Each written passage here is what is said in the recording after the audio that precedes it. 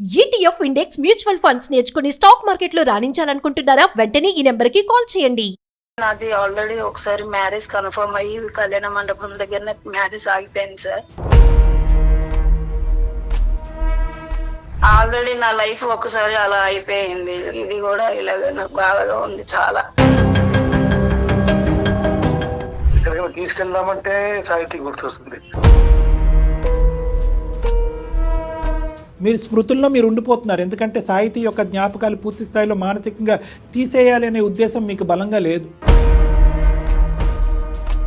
శారీరక సంబంధం అయితే మాకు ఇప్పటి వరకు ఏం లేదు అన్నట్టు ఫియర్. ఇప్పుడు ఇంట్లో వస్తువులు ఉన్నాయి, తను కూడా ఉంది అంతే. 1.5 year తర్వాత నెక్స్ట్ మంత్ మీ హనీమూన్ ట్రిప్. తనే నా సర్వస్వం అనుకున్నా. ఇంకా సంవత్సరంలో మ్యారేజ్ చేసుకుని జీవితాంతం సంతోషంగా గడుపుదాం అనుకున్నాను అదే క్షణంలో.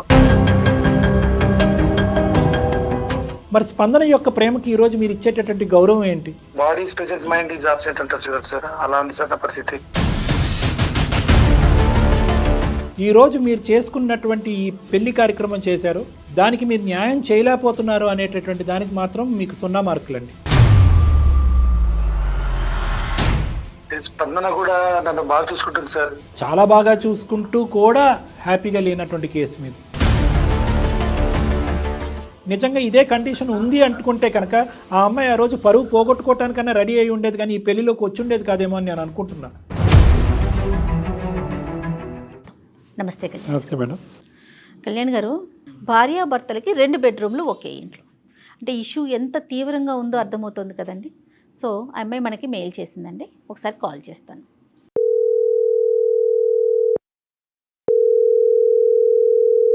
హలో హలో, నమస్తే అండి, స్పందన గారా? అవునండి. నేను జయానండి, సుమన్ టీవీ నుంచి అందమైన జీవితం ప్రోగ్రాం నుంచి కాల్ చేస్తున్నాను. నమస్తే మేడం. నమస్తే అండి, నాతో పాటు డాక్టర్ కళ్యాణ్ చక్రవర్తి గారు ఉన్నారు. ఒకసారి డాక్టర్ గారితో మాట్లాడతారా? మాట్లాడతాను మేడం. Okay sir. స్పందన నమస్తే అమ్మా. నమస్తే సార్. చెప్పండి అమ్మా మీ ప్రాబ్లం. సార్ నా పేరు స్పందన సార్, విశాఖపట్నం సార్ నాది. మ్యారేజ్ అయిన తర్వాత నుంచి ఇక్కడ హైదరాబాద్ లోనే ఉంటున్నాము. ప్రాబ్లం అంటే సార్ హస్బెండ్ కోసం కొంచెం చెప్పాలి, దానికోసం అనేసి మీకు. అమ్మా అరేంజ్డ్ మ్యారేజ్ అమ్మా ఇది? అంటే నాది ఆల్రెడీ ఒకసారి మ్యారేజ్ కన్ఫర్మ్ అయ్యి కళ్యాణ మండపం దగ్గరనే మ్యారేజ్ ఆగిపోయింది సార్. ఏంటమ్మా, పీటల దగ్గర ఆగిపోయిందా పెళ్ళి? అవును మేడం, ఇంతకు ముందు ఆల్రెడీ మ్యారేజ్ ఫిక్స్ అయ్యి పెళ్లి కళ్యాణ మండపం మీదనే ఆగిపోయింది. సో టెక్నికలీ స్పీకింగ్ ఇప్పుడు మీ మ్యారేజే ఫస్ట్ మ్యారేజ్ మీకు? ఫస్ట్ మ్యారేజ్ ఇది నాకు. అది ఆగిపోయిన మ్యారేజ్. ఓకేనమ్మా. అంటే వేరే ఒక పోకరి ఏదో వాళ్ళ ఫ్యామిలీ మెంబర్స్ కి ఏదో ఒకటి ఇన్ఫార్మ్ చేసి అలా చేసి మ్యారేజ్ ఆగిపోయింది. ఆ పెళ్లి కొడుకు వాళ్ళకి మీ గురించి ఏమైనా ఇన్ఫార్మ్ చేశాడా? పెళ్లి కొడుకుకి చెప్పారు మేడం. ఆ తప్పుల్లో నిజం ఉందమ్మా? లేదు సార్, అసలు ఏమీ లేదు. తను నా అంటే పడుతుంటే నేను కాదన్నాను అనేసి పెళ్లి కొడుకు అబ్బాయి ఫ్యామిలీకి చెప్పారనమాట. దానికోసం మ్యారేజ్ ఆగిపోయింది. ఆ టైం అప్పుడే ఈ అబ్బాయి ఫ్యామిలీకి చెప్పారు ఫోన్ చేసి, ఇలా ఇలా అంటే తను మ్యారేజ్ కి ఒప్పుకొని మ్యారేజ్ చేసుకున్నాడు. మీ పెళ్లి ఆగిపోయినప్పుడు ఇతను కూడా అక్కడే ఉన్నాడా మంటపంలో? లేదు లేదు, వీళ్ళు చుట్టాలు ఉన్నారు. అప్పుడు ఆ అబ్బాయి కూడా సూసైడ్ చేసుకునే మూమెంట్ లో ఉన్నాడు మేడం. ఎవరు? రాకేషా? రాకేష్. ఎందుకమ్మా, అతనికి ఏంటి సమస్య? తను ఒక అమ్మాయికి లవ్ చేశాడు అనమాట. చాలా అంటే ప్రాణంగా అంటే ఎక్కువగా ఇష్టపడ్డాడు ఆ అమ్మాయిని. ఆ అమ్మాయికి హెల్త్ ఇష్యూస్ వచ్చేసి చనిపోయింది మేడం.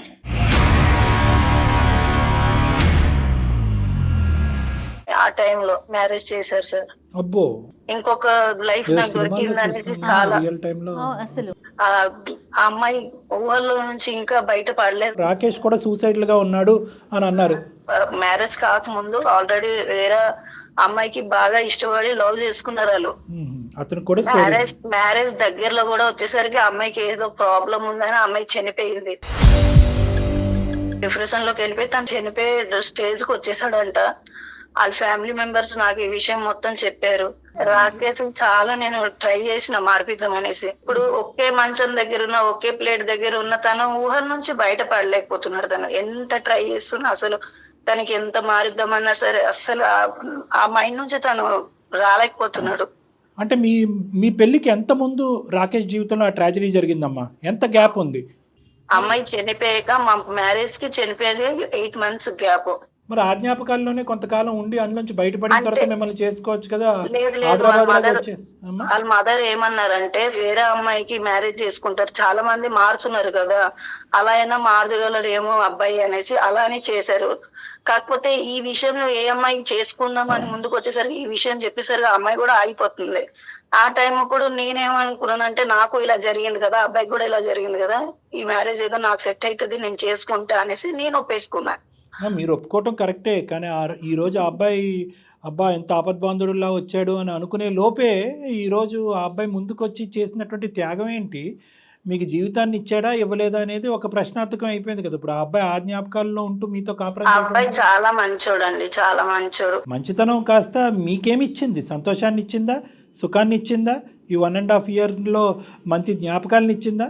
అది ఏ సంతోషమే లేదు. ఒకే దగ్గర ఉన్న ఏదో నేను ఉండి లేని దానిలాగే అసలు ఆయన ప్రవర్తిస్తుంటాడు ఒక్కొక్కసారి. మీ అత్తగారు మామగారికి చెప్పారా ఆ బాధలోంచి మీ అబ్బాయిని బయట వేయటం గురించి? నాకిచ్చి పెళ్లి చేశారు, ఇప్పుడు నా దగ్గర ఉండి ఉన్నట్టు లేనట్టుగా ఉన్నాడు, 2 పడవల్లో కాలేదు మనసు అక్కడ. వాళ్ళ పేరెంట్స్ కి చెప్పాను, వాళ్ళు ఏమైనా చెప్తారేమో కానీ ఇప్పటి వరకు కూడా మా పేరెంట్స్ కి అయితే నేను చెప్పలేదు. వాళ్ళ పేరెంట్స్ ఏమంటారమ్మా? వాళ్ళ పేరెంట్స్ తనకు చెప్తూనే ఉన్నారు. ఆ అబ్బాయి కొన్ని హాస్పిటల్లో కూడా చూయించుకుంటున్నారు, ట్రై చేస్తున్నారు కానీ అస్సలు అవ్వట్లేదు. తనకి ఎలా మార్చాలి ఏంది నాకు అసలు అర్థం కాక వాళ్ళ పేరెంట్స్ చెప్తే వాళ్ళు కూడా చాలా బాధపడ్డారు. అసలు ప్రతిరోజు వాళ్ళ మదర్ ఫోన్ చేసి ఇలాగ అమ్మాయిని చూసుకో ప్రతిరోజు చెప్తూనే ఉంటారండి. సో ఇక్కడ విచిత్రం ఏంటంటే మేము అందమైన జీవితం మీద చూసే చాలా కేసులకి భిన్నంగా ఇక్కడ అందరూ మంచోళ్ళే, అందరూ అత్తమామలు మంచోళ్ళే, భర్త మంచోడే, భర్త పోగొట్టుకున్నటువంటి ఒక స్వచ్ఛమైన ప్రేమలో అమ్మాయి మంచిదే. ఎటొచ్చి ఏంటంటే చెడ్డోడు ఎవడున్నాడంటే నిన్ను పెళ్లిపేటల మీద చెడగొట్టిన ఆ వ్యక్తి ఒక్కడి చెడ్డోడే తప్ప మా అందరూ మంచోళ్ళే. ఆల్రెడీ నా లైఫ్ ఒకసారి అలా అయిపోయింది, సరే నెక్స్ట్ ఇదైనా సరే మంచిగా అవుతుందేమో అనేసరికి ఇది కూడా ఇలాగ నాకు బాధగా ఉంది చాలా. ఇక్కడ తిట్టడానికి కూడా ఎవరు లేరు, నువ్వు కానీ మేము కానీ. ఇప్పుడు తిట్టి కోపట్టడానికి కూడా ఎవరు లేరు. కొంతమంది ఆ బాధల నుంచి బయటికి రాలేకపోతారా కళ్యాణ్ గారు? దాన్నే ఊహించుకుంటారా? అది సహజం మేడం. అది స్వచ్ఛమైనటువంటి ప్రేమ, అనుకోని జరిగినటువంటి సంఘటన, ఒక ట్రామా. సో ఇక్కడ రాకేష్ యొక్క తొందరపాటు తను పెద్ద మనసు అని అనుకోవాలా, లేదంటే రాకేష్ తల్లిదండ్రుల యొక్క స్వార్థపూరితమైన ఆలోచనతో ఈ అబ్బాయి మానసికంగా ఇలా అయిపోతున్నాడు, ఇందులోంచి బయట వేయాలి అంటే పెళ్ళి ఒకటే మార్గం అనేది మనకి ఇక్కడ రాకేష్ ద్వారా తెలియాలి మేడం.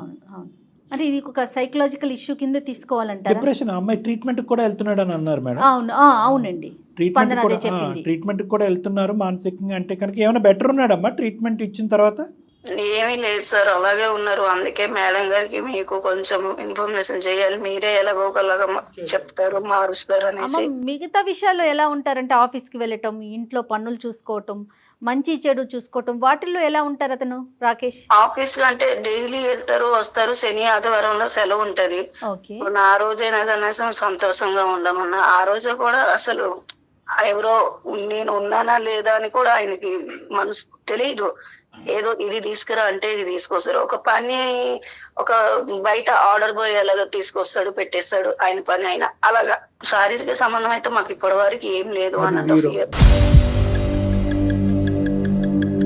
అసలు డిస్కస్ చేసుకున్నారా మీరు ఎప్పుడు ఈ జ్ఞాపకాల నుంచి బయటపడతారు, ఎప్పుడు నన్ను మనస్ఫూర్తిగా స్వీకరిస్తారు అని మీరు ఎప్పుడు అడిగారా అతన్ని? చాలా ట్రై చేశాను సార్, అసలు చాలా ట్రై చేశాను. అదే లోకంలో ఉంటున్నాడు సార్ ఆయన, మారుద్దాం అనేసి నేను చాలా ట్రై చేస్తున్నాను. అంటే ఏంటంటే unless and until he makes an effort, అతను వంతు ప్రయత్నంగా ఆలోచనలు ఇవి ఒక పాత జ్ఞాపకాలు పాత ఆలోచనలు ఇవి ప్రస్తుతం కాదు, ఒక నేను పోగొట్టుకున్న ప్రేమ గురించి ఈరోజు వేరే ఆడపిల్లని ఇబ్బంది పెడుతున్నాను అనేటటువంటి ఆలోచనతో బయటకు వచ్చే ప్రయత్నం చేస్తే ఇష్యూ ఈజీ. లేదంటే ఎన్ని ట్రీట్మెంట్లు తీసుకున్నా అతని మనసుకు కలగాలి. నేను తీసేయకూడదు అని అనుకున్నప్పుడు, అతను ఫిక్స్ అయినప్పుడు ట్రీట్మెంట్లు పనిచేయవా? ట్రీట్మెంట్లు పనిచేయవు. ఇక్కడ మందుల పర్సంటేజ్ ఎంతవరకు ఉంటుంది, అంటే ట్రీట్మెంట్ పర్సంటేజ్ ఎంతవరకు ఉంటుంది, వ్యక్తి యొక్క మనస్తత్వం ఎంత? 70-30 మేడం. అంటే 70% ట్రీట్మెంట్ ఉంటుంది, 30% వ్యక్తి యొక్క తోడ్పాటు కావాలి మనకి. సిగరెట్ కైనా, డ్రింకింగ్ కైనా, ఇంకో వేరే వ్యసనంకైనా, దేనికైనా ట్రీట్మెంట్ ఖచ్చితంగా 70%. 30% మాత్రం వాళ్ళ ఎఫర్ట్, వాళ్ళ వ్యక్తిత్వం, వాళ్ళు మారాలి అనేటటువంటి ఆలోచన, దృక్పథం. అంతే. ఇక్కడ ఈ 30 అనేది డామినేట్ చేస్తాం ఈ 30 అంతేనా? 30 డామినేట్ చేస్తుంది మేడం. పాపం ఈ అమ్మాయి పరిస్థితి చూడండి. చెడ్డోడు అని బెదిరించలేదు, చెడ్డోడు అని కొట్టలేదు, చెడ్డోడు అని చెప్పి పెద్దల్ని పిలిచి పంచాయతీ పెట్టలేదు, చేయలేదు. మంచోడు అంటూనే ఆ మంచితనం ఈ అమ్మాయికి ఈ రోజు 1.5 year పాటు ఏమి ఇచ్చిందో తెలియనటువంటి ఇప్పుడు పరిస్థితి. ఇంట్లో వస్తువులు ఉన్నాయి, తను కూడా ఉంది, అంతే కదా. బాగా చెప్పారు. మరి ఇప్పుడు ఏం చేద్దామమ్మా స్పందన? మా దాకా ఎందుకు వచ్చారు మీరు? అంటే చాలా మీరు- మంది లైఫ్ మీరు బాగా చేస్తున్నారు మేడం. నేను యా, యా, వింటున్నాను. యా. అంటే ఆప్షన్స్ ఏంటమ్మా? మీరు అంటే ఏదో ఒకటి అనుకుని మా దగ్గరకు వచ్చి ఉండేవారు కదా. నేను ఇలాగే ఉంటానండి, ఆ జ్ఞాపకాల్లోనే ఉంటాను, వాటి నుంచి బయటపడను అని చెప్పి స్మూత్గానే రాకేష్ మనకు చెప్తే అప్పుడు పరిస్థితి ఏంటి?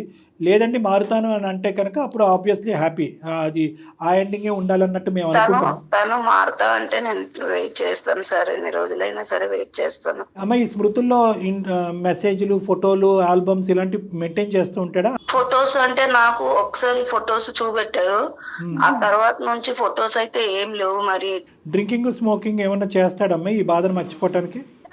డ్రింక్ చేస్తాడు, స్మోక్ అయితే చేయడండి. అర్థమైందమ్మా, అర్థమైంది. ఇంకా మీకు పిల్లలు లేరెందుకు, ఇంకా అది లేదు ఎందుకు, పక్కింటి ఎదురింటోళ్ళు అడుగుతుంటారు కదా. నేను ఏం సమాధానం, ఈ సమాధానం అయితే చెప్పలేను కదా సార్. ఎల్లకాలం ఇది కొనసాగితే కనుక డివోర్స్ తీసుకోవడానికి రెడీగా ఉన్నావు నువ్వు? లేదు సార్, కొంచెం రాకేష్ కి అయితే మార్చాలని అనుకుంటున్నాను. ఇంకా డివోర్స్ అనే ఆలోచనలోకి రాలే మీరు? Very good, okay. లేదు కాదమ్మా, మరి ఏం చేద్దామంటావు? డాక్టర్ గారు అదే అడుగుతున్నారు. మేడం, అదే మేడం మీరు మాట్లాడండి మేడం, ఎందుకంటే తను కావాలి అనేసి నేను అనుకుంటున్నాను. మీరు మాట్లాడితే తను ఎలాగైనా మారుతాడు అని నేను అనుకుంటున్నాను. పెళ్లి కాని పెళ్లి ఒకటి అలా అయింది, ఈ పెళ్లిలో ఇలా అవుతుంది, ఇంక ఇది తప్ప నాకు ఇంకో శరణ్యం లేదు అనేటటువంటి ఉద్దేశంతోనే ఆ మాట? లేదంటే అతని మీద నీకు ఏమైనా ఒక అభిమానము, ప్రేమ, అంటే మీ కుటుంబం యొక్క పరువు, మీ యొక్క పరువుని కాపాడినటువంటి వ్యక్తిగా ఉన్న గౌరవమా? గౌరవము. నెక్స్ట్ నాకు అంటే తను అంటే నాకు చాలా ఇష్టం అండి. ఎందుకంటే పెద్ద మనసు చేసుకున్నాడు. అదొకటి భార్యగా ఒక స్థానం అతని మనసులో ఉంటే చాలు సార్, నాకు అదొకటి కావాలి. నా మనసులో అయితే అతను అంటే నాకు చాలా ఇష్టం కాబట్టి నేను కూడా అతని మనసులో ఒక స్థానం సంపాదించుకోవాలనేసి భార్యగా. రైట్ రైట్ రైట్ అమ్మా, చాలా చాలా చాలా చాలా చాలా మీ మంచి మనసుతో మమ్మల్ని అందరినీ ఆకట్టుకున్నారు నిజంగా.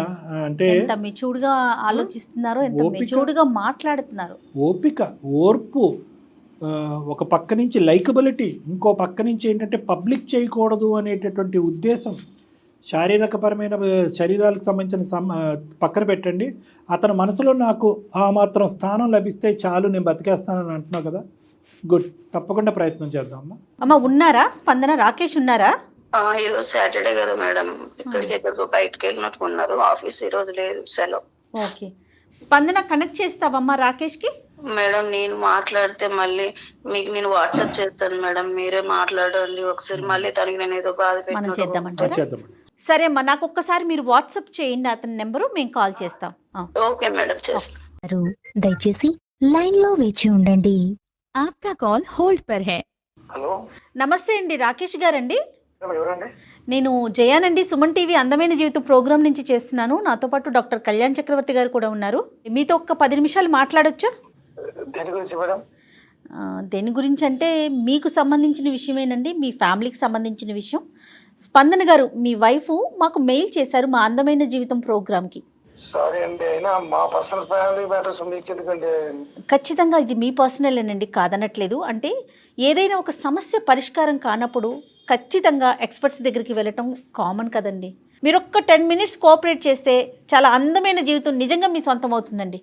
ప్లీజ్ ఒక్క 5 minutes కోఆపరేట్ చేయండి. రైట్, డాక్టర్ గారు మాట్లాడతారు. నమస్తే రాకేష్ గారు. నమస్తే సార్. సాటర్డే రోజు హాలిడేలో రిలాక్స్ అవుతున్నట్టున్నారు, డిస్టర్బ్ చేస్తున్నాం. సో బేసికలీ ఏంటంటే ఇది సంతోషించాలో, బాధపడాలో, హర్షించాలో, గర్వపడాలో, పొగడాలో అర్థం కానటువంటి ఒక పరిస్థితిలో ఈరోజు స్పందన గారు మమ్మల్ని అందరినీ కూడా ఒక చిక్కుముడి సమస్యలో పెట్టారు అని చెప్పాలి. ఒక దేవుడిలాగా, ఒక ఆపద్బాంధవుడిలాగా సినిమాల్లో ఎక్కడో చూసేటటువంటి ఒక సంఘటన నా జీవితంలో జరిగిందండి. పెళ్లి పెట్టెల మీద పెళ్లి క్యాన్సిల్ అయినటువంటి ఒక దేవుడిలాగా వచ్చి నా భర్త రాకేష్ గారు నన్ను పెళ్లి చేసుకున్నారు. అక్కడి వరకు అంతా బాగానే ఉంది. కానీ ఆ తర్వాత మా ఇద్దరి మధ్యన పెళ్ళి అయ్యింది, భార్యాభర్తలు అనేటటువంటి అంశమే తప్ప భార్యాభర్తలుగా మేము ఏమీ లేము అని చెప్పి రాకేష్ చెడ్డోడు కాదు, రాకేష్ చాలా మంచోడు. నన్ను పువ్వుల్లో పెట్టుకుని చూసుకుంటాడు, కాలు కూడా కింద పెట్టనివ్వడు. కానీ ఒక భార్యగా అతని మనసులో నాకు స్థానం లేదు, అతను గత స్మృతుల్లోనే ఉన్నారు. మీ గతంలో ఒక ప్రియురాలు ఉంది, ఆవిడ అనుకున్నటువంటి పరిస్థితిలో చనిపోయింది అన్నట్టుగా స్పందన గారు చెప్తున్నారు. ఇప్పుడు కూడా మీరు అనవసరం మళ్ళీ గుర్తు చేశారు. Since 5 years sir, I love to her. The name is Sahiti, నా కలీగ్, నా కోఆర్డినేటర్. చాలా డెప్త్ వెళ్ళిపోయాం sir. At the same time last minute లో ఇంకొక 1 year లో మ్యారేజ్ చేసుకున్న టైంలో తనకు due to colon cancer sir. Okay, colon cancer వల్ల చనిపోయారు. 4 years ఆఫ్ లవ్. డైలీ నా కళ్ళ ముందే జరిగింది సార్. అది ఆ బాధ లాంటిదో తట్టుకోలేదు సార్. లాస్ట్ కు ఫ్యామిలీ నుంచి దూరం అయిపోయి సూసైడ్ దాకా వెళ్ళారు సార్. మా పేరెంట్స్ చాలా బాధపడ్డారు. నేను ముందు వెనక ఏం ఆలోచించకుండా పాపం స్పందనకు తాళి కట్టారు. Body present, mind is absent అంటారు చూడండి సార్. అలా ఉంది సార్ నా పరిస్థితి. ఎక్కడికైనా తీసుకెళ్దామంటే సాహితీ గుర్తొస్తుంది. స్పందన తీసుకెళ్ళి ఎక్కడైనా పార్క్ కి తీసుకెళ్దాం, ఎక్కడైనా మూవీకి తీసుకెళ్దాం అంటే నాకు సాహితీతో వెళ్ళిన జ్ఞాపకాలే గుర్తొస్తున్నాయి. ఆ స్పందనని సాహితీ స్థానంలో నిలబెట్టలేకపోతున్నారు. అదే సార్, అంతే. స్పందన కూడా నన్ను బాగా చూసుకుంటుంది సార్. మీరు ఆవిడని చాలా బాగా చూసుకుంటున్నారు, ఆవిడ మిమ్మల్ని చాలా బాగా చూసుకుంటున్నారు. యూజువల్గా మా దగ్గరకు వచ్చే కేసులన్నీ కూడా బాగా చూసుకోవట్లేదనే కేసులు. మీది చాలా బాగా చూసుకుంటూ కూడా హ్యాపీగా లేనటువంటి కేసు మీది. అదే నా వల్ల తను కూడా బాధపడుతుంది సార్. అది నేను ఇక్కడ ఎప్పుడు ఎక్స్ప్రెస్ చేస్తుందో అనుకున్నాను, టైం వచ్చేసింది మీకు ఎక్స్ప్రెస్ చేసింది ఆ బాధ. నేను అనుకుంటున్నా ఎప్పుడో ఒకసారి బయటపడుతుంది, ఎప్పుడో ఒకసారి బయటపడుతుంది. సమస్యని ఎవరికో ఒకరికి చెప్పుకోవాలి కదండి. ఇప్పుడు ఒక 2 questions రాకేష్ గారు. చెప్పండి సార్.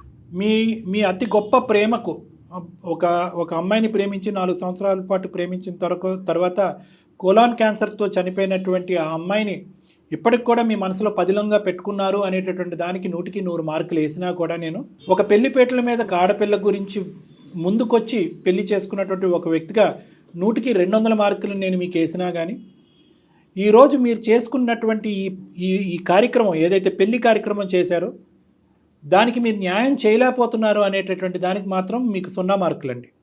నేను ఇలా మాట్లాడుతున్నానని మీరు ఏమనుకోవద్దు.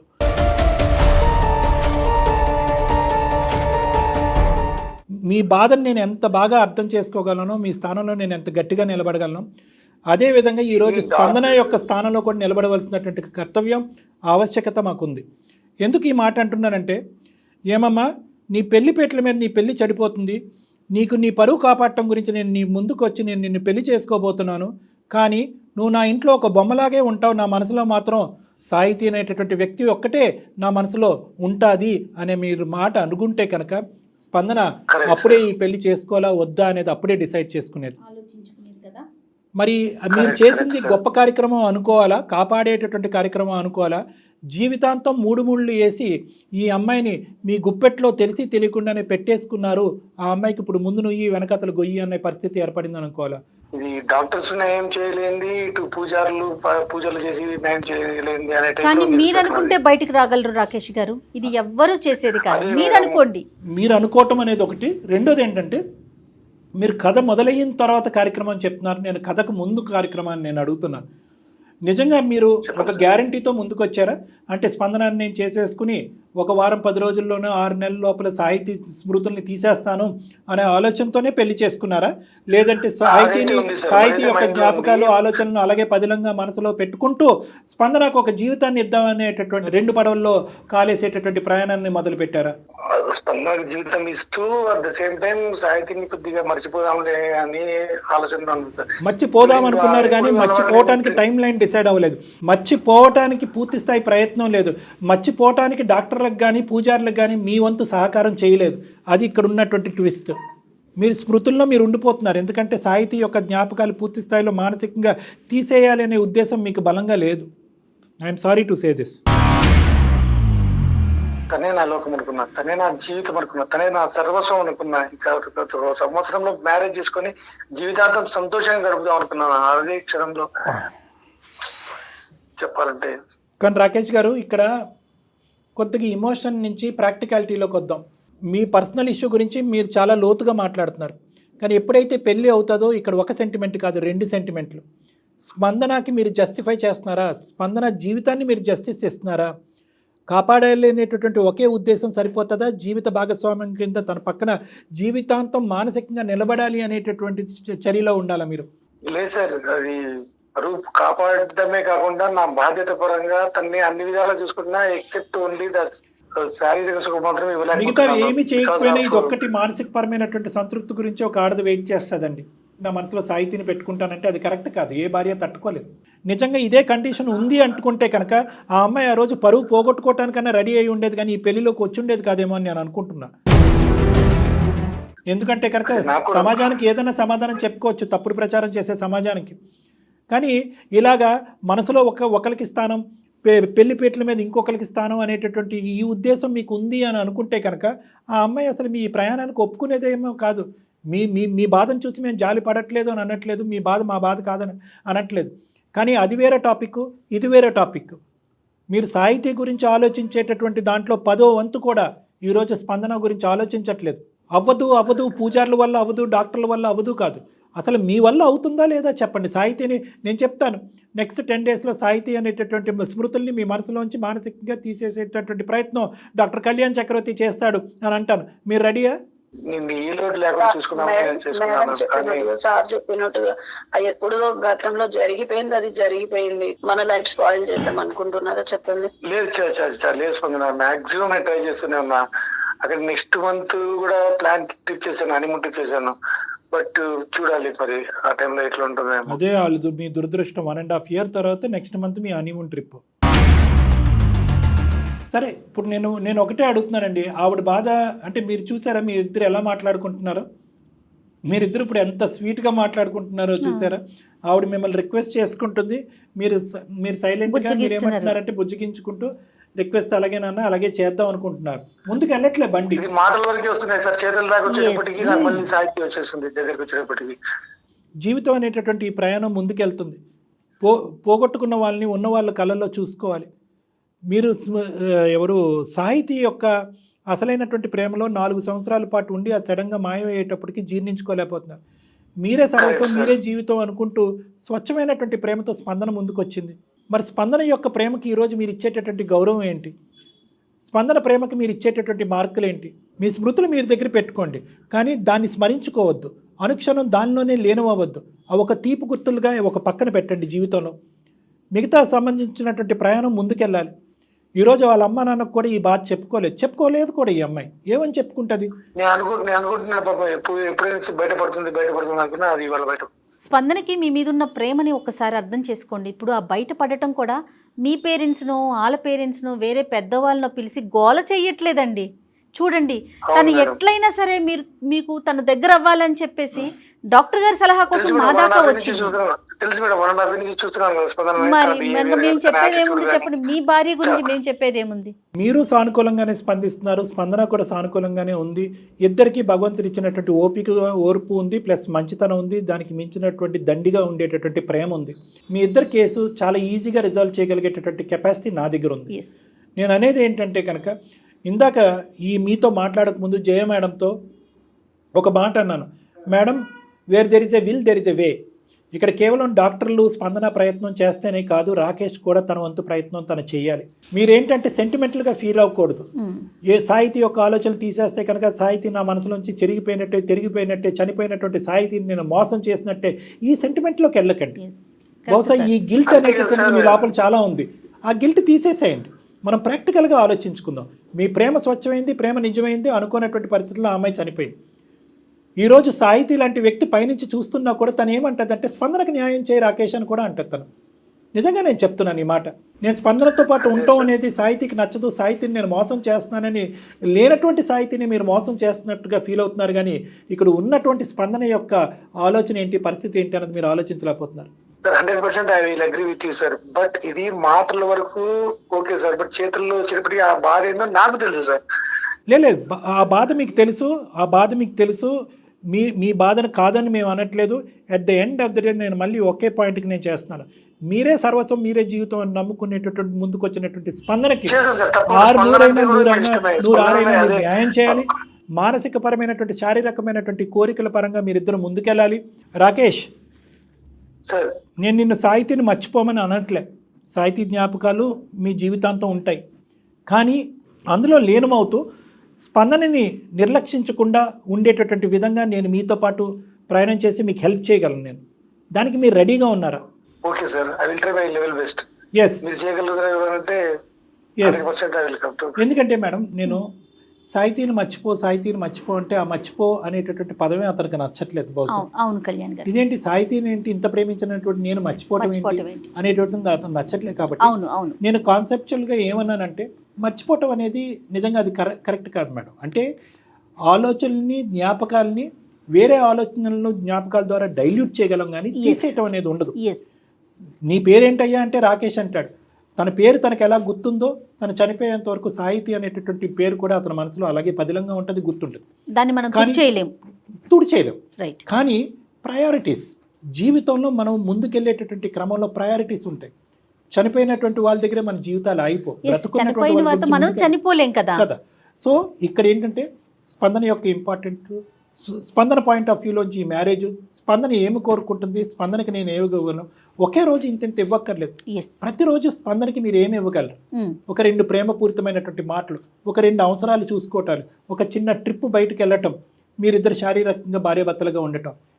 ఈ 5 to 10% ప్రతిరోజు యాడ్ అవుతే స్పందన కడుపు నిండిపోదు? 100% అండి. మీరు మనసులో బలంగా అనుకోండి, దానికి డాక్టర్ గారు మీకు యాడ్ ఆన్ అవుతారు.